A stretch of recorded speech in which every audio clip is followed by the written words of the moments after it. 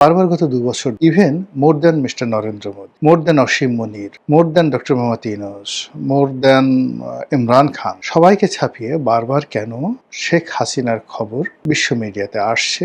বাংলাদেশের সাবেক প্রধানমন্ত্রী শেখ হাসিনাকে নিয়ে বিশ্ব মিডিয়াতে যে মাতামাতি, এটি রীতিমতো বিস্ময়কর। আপনারা জানেন যে মিডিয়ার দৃষ্টি আকর্ষণ করা চাট্টিখানি কোনো বিষয় নয়। এই মুহূর্তে পৃথিবীতে খুব অল্প মানুষ রয়েছেন যারা সরাসরি মিডিয়াকে আকর্ষণ করতে পারেন রাজনৈতিক সেক্টরে।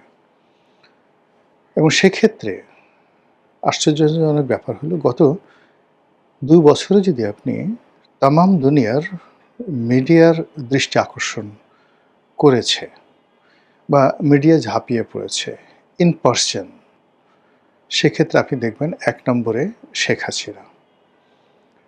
এখন ধরুন ডোনাল্ড ট্রাম্পকে নিয়ে প্রতিদিন খবর হয়। তারপর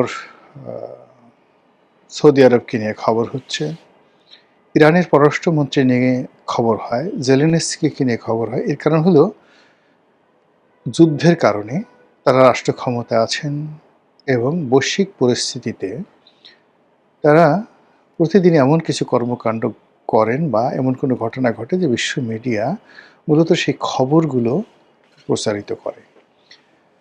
কিন্তু যদি ধরেন ইন পারসন ডোনাল্ড ট্রাম্প যেভাবে তার পূর্বসূরি ধরুন ক্লিন্টন, হিলারি ক্লিন্টন, তারপর Joe Biden, George W Bush, আপনি গিয়ে দেখবেন যে এদের কারোর ব্যাপারেই মিডিয়ার কোনো রকম আগ্রহ নেই।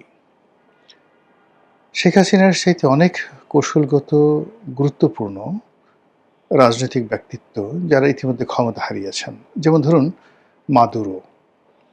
তো ভেনেজুয়েলার প্রেসিডেন্ট মাদুরো এখন কোন অবস্থায় আছে আপনারা কি জানেন? আপনারা কেউ জানেন না। কিংবা আহমেদিনেজাদ, ইরানের প্রেসিডেন্ট কোথায় আছেন? সিরিয়ার প্রেসিডেন্ট বাশার আল আসাদ, সাবেক প্রেসিডেন্ট, তিনি এখন কোথায় আছেন? আমরা কেউ জানি না। কিংবা ধরুন জাস্টিন ট্রুডো, কানাডার প্রধানমন্ত্রী, অ্যাঞ্জেলা মার্কেল অথবা থেরেসা মে, ব্রিটেনের সাবেক প্রধানমন্ত্রী। আপনি দেখবেন যে এদের কোনো রকম খবরাখবর, ব্যক্তিগত বিষয়, কোনো বিষয়ই আমাদের সামনে আসছে না। এমনকি ভারতে যদি আপনি সোনিয়া গান্ধীর কথা চিন্তা করেন, কংগ্রেসের সভাপতি, তার ব্যাপারেও কোনো খবর ভারতীয় পত্রপত্রিকা, আমাদের পত্রপত্রিকা বা বিশ্ব গণমাধ্যমে আসছে না।